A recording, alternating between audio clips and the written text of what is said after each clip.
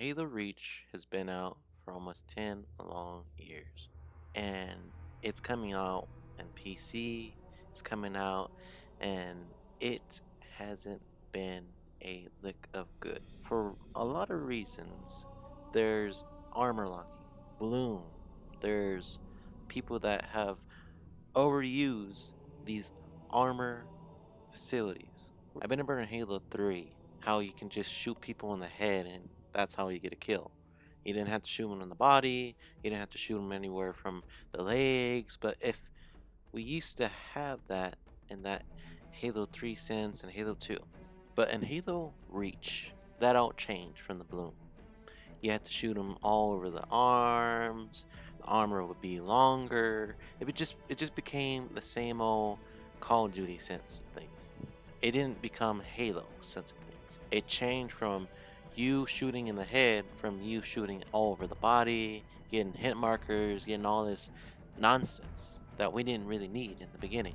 And the worst part is that Halo wasn't actually becoming like Halo anymore. It was becoming different from that.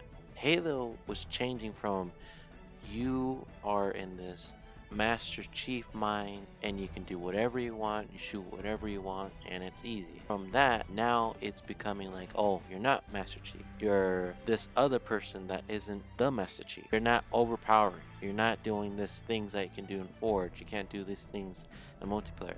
You're somebody else. And that kind of ruined the whole system of the game. It made it worse for actually the player to be comfortable playing the game. I remember in 2010 for a lot of reasons I didn't really like it. For once, armor locking. For once, the bloom and all these other stuff I didn't really like. And having fun in there, like playing Forge mode, doing like maps like Sand Trap, doing maps that had a good feeling whenever you played it. And I remember that good feeling like it was like yesterday. And I've been playing with my cousins, my friends and people that I knew, and it was good. It was good in that time. And whenever Halo Reach came around and said, you know what, we're not gonna do that anymore.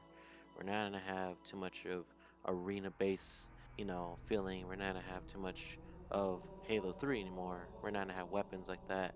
We're gonna move on to this next thing. And like, I don't feel comfortable playing Halo Reach because you're too surrounded of not arena but too much open of the same thing from the other game. You can't do like what we used to have in Sand Trap. You can't drive around that big old thing that tank. I don't forget what it's called, but that tank you can't really do that. And now in Halo Reach, I mean, I've been ever me and my cousins would just drive around that big old tank and just hit each other and have good times on there and just become more comfortable playing that game because like I've been remember just the days whenever I would just spend hours on end in Halo 3 playing Affection, playing Slayer, playing games like that were fun to me because that was just the usual because I came from playing Halo 1 as a kid, now playing Halo 3, and that's why I was just comfortable playing every day. Slayer, Infection, Sandtrap, all that game modes and maps and all that was just comfortable to me because I would just play it. But in Halo Reach sense, it didn't really have Sandtrap. It didn't have the feeling of arena. It had all this Call of Duty feeling of you are not Master Chief. You are this person of Noble Six and you can customize him or her, but you're not going to shoot up anybody. You're not overpowering. You don't have anything that you can dispose of, like grenades and constantly throwing it and shooting up everybody in the ships and all that. You don't have that ability anymore. You can die like simple as Halo 1. And at least Halo 1 had a good feeling of it, but in Halo Reach since the campaign was really dull. It didn't have like a connection like you did in Halo 1 and 2 and 3. I remember whenever I was playing Halo 2, whenever you are playing as the chief and you're shooting up the Covenant and you're doing all this stuff like shooting up the Flood and all that, you had a sense like you can do anything. And whenever you can play as an arbiter and that revealing and that mission, that is the good feeling of you can play both of them because telling both stories, and that's a good feeling. And it had a good story on it. And then Halo 3 comes around, and it was mainly on the Chief and the Arbiter a little bit. But what I'm trying to say is that Halo reaches standards. You can't do that. You can't go out there playing the Arbiter for one or the Chief for one. You can only play one person. Play as this guy or girl, whoever you play as a gender or whatever. But it's kind of weird how it was so cool to see you play as a Covenant guy or a Covenant that was the Arbiter, and now you can't even play that now in the campaign like in Halo 5 or Halo 4. That's how it changed. Everything's changed from you can play now the Arbiter, but now you can't play it because you are stuck in this realm of playing the Master Chief like in Halo 4 and 5, or this guy like the Noble 6 or Locke, or these players that you don't really recognize anymore. Because you can make a movie like they did to Locke. I don't even know the movie because I never watched it. They make movies, they can make all this forums and all that, but it's like, who is this person? I didn't grow up with this person. He's somebody I don't know. I know Arbiter because of Halo 2 and Halo 3, but I don't know who these persons are anymore. And that's why I feel like we need to go back to where Halo 2 and Halo 3 left on, and not focus on being like this realm of Call of Duty and shooting up everything like and you can't do that, you can't do this. It's like, stop doing all this restrictions and making all this hit points and all this difficulties and just become like Halo, how it was supposed to be, and it should be like that. And I feel, as a guy that has played almost 20 years of Halo, almost of that, I feel like I know that Halo needs to be like that because I'm a fan of it. I grew up with it. Family knows of it. It's just, I grew up playing like games like Black Ops 2, Black Ops 1, games from the Game Boy, like Pokemon Red and Blue, all that, because that was the thing. But I feel like, from my standpoint of seeing games, it's not how it used to be from back in the 2000s.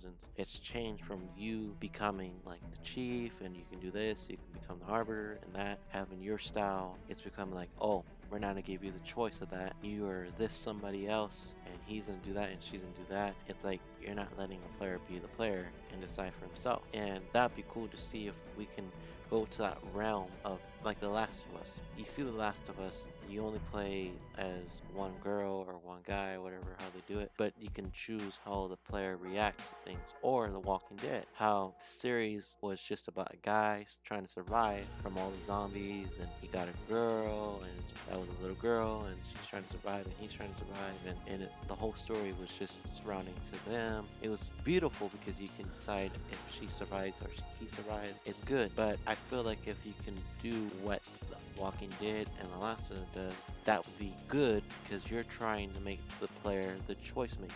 But if you're putting a person in this, oh, you're gonna be that and that's it, and you can't do anything else. You can't decide if this person dies, you can't do that. That's the problem with Halo Reach. You can't decide if you want to be Covenant or you want to be the, at least with Halo 3 and 2, you can be the Arbiter or you become the Chief in some parts of the game. If you had the choice to be both of them, that was in Halo 3 whenever you were co-op. But the thing I'm trying to say is that, what if we go into the realm if you can decide if Chief dies or Cortana dies or anybody else dies, and that'd be great to see, because like, you are the one making decisions here, not the person over the designing and all that. No, you are. And that's the thing we should lean on to, not the Fortnites, not the PUBGs, not the Call of Duties, all these other things. And you can lean on Walking Dead, like I said in those examples, but just not too much of like the hit points, the difficulties, just simple Halo and make your decision and that's it. And that's what I see from the story standpoint. But in the multiplayer standpoint, I see that if you can make it more as, yes, you got skill, and yes, I can shoot somebody in the head and they die, that's cool. But don't make it as difficult, like you have to add armor locking, you have to add sprinting, jetpacking. That is not the way Halo should be. Halo should be as simple as that. You can walk and run to that point and that's it. Don't be doing armor locking and jetpacking and all this, because like, you're making everything difficult. You're making so much of that and nobody wants that. You need to be just simple as this. You can walk and that's it. You can shoot and that's it. Everybody can figure out a way to do things. Don't make something overpowering and say that's going to be the game. Armor locking is that. And no. Just remove that. And the other thing I think they should remove in multiplayer and the future Halo games is like pointing. Stop doing the points. If you think about points, of all things. There is a point system in every Call of Duty, from Call of Duty Black Ops 1, Black Ops 2, and so forth. But they had a balance. But if you want to become like that, you need to figure out how to balance the pointing. But if that's your choice of gaming, if you want to make, oh, Halo has to be like that and pointing and all that stuff, then do it. But I think points are useless in the end of the day, because that's not your rank. You're just trying to earn so much of points to get something like an armor on your arm, your leg, or something like that. And that's, I think it's pointless, because like if you're spending so much hours and days on that certain thing, but in the end of the day, it's not worth anything. I would spend almost about 3 days trying to get a headpiece on my character. It was a Meals character. Yeah, it was a Meals helmet, and I tried to get that character design on mine. And whenever I got it, it was like, why did I want it in the first place? It was like you spent so much hours and days and all this just to get one piece on your character. I think we need to stop looking as points and all this and think about all we can customize. I think we need just stick like in one design and that's it. Stay like Halo 2, stay like Halo 3. Think about the rank. Think about only the rank and that's it. Think about how a person can get to this level and boom, that's it. Simple as that.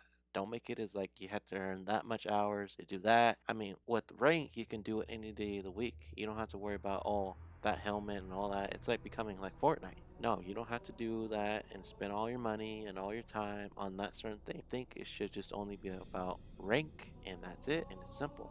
And infection, to get out of that multiplayer stuff like that and all complications, balloons. Infection was the most funnest game mode for me, like in any Halo. From Halo 3, from Halo Reach, I guess, and Halo 4, a little bit of Halo 5, but Halo Reach had a good feeling in infection, because I've been over like the customization of like the maps. I like that. I love that. Till this day, I love a little bit about infection, about that side. But I love the side that people put in the time and effort onto maps that become infection maps. That's the good side about that, because like if you spend maybe 13 hours and say, you know, that map gets popular, that's cool.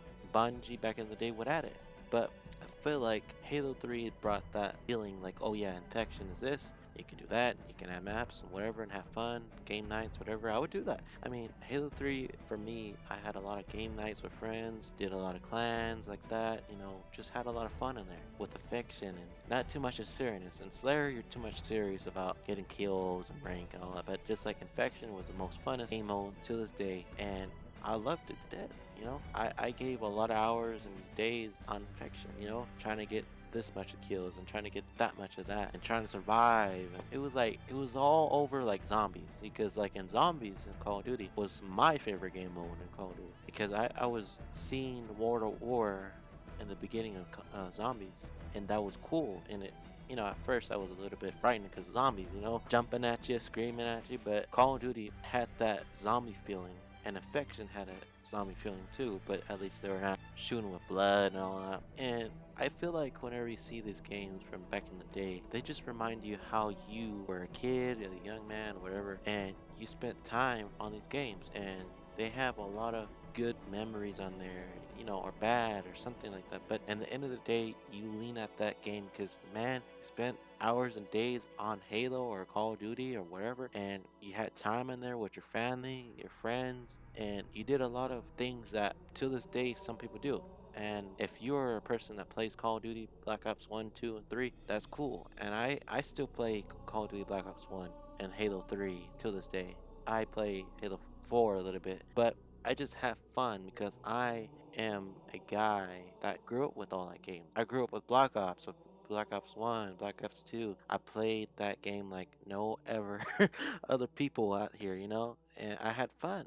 I had a lot of fun in that game. I was interested with the lore and the zombies, figured out what was this and that. I was figuring out what the chief was doing and Halo. It was like I was so devoted into this game, and I know a lot of people understand what I'm trying to say, but that is the thing we have to, you know, gamers in this day and age. And people that haven't grew up with that games don't really understand. The ones that just see, oh, that thing's that and that is that. I mean, I don't understand how people can judge a game and never play it. And I've seen it, heard it, whatever. People say, oh, you're not doing it right, you're killing, you're terrorist, whatever. It's not how games should be perspective at all. That's not how it should be perspective. I think games should be seen as helpful and joyful and good, I guess. But I think a lot of games like we grown up, like Halo, Call of Duty, Modern Warfare, all these games, they should be seen like, oh, they were there, it was good, it was fun. Not as seen as like, oh, it was terrible and all that. I mean, for me, I'm not hating on Halo Reach. I'm not trying to make it like an enemy of me. I'm just saying there was a lot of things on Halo Reach I didn't like at the time, and till this day I don't really like. But I feel like I respect it in some forms. Like, it was new to me when I played it. I seen a lot of people didn't like it, including me, but in the end of the day, I respect what they were doing, Bungie.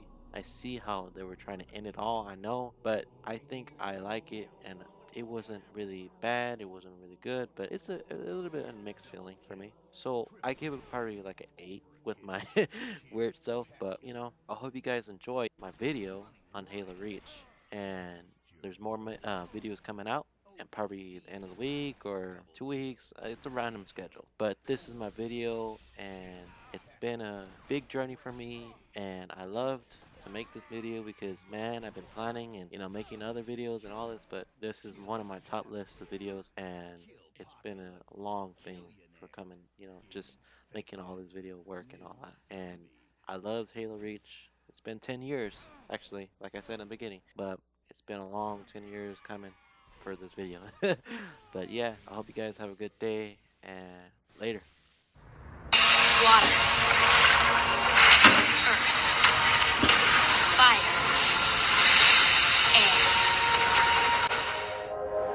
air. The Fitness Gram Pacer test is a multi-stage aerobic capacity test that progressively gets more difficult as it continues.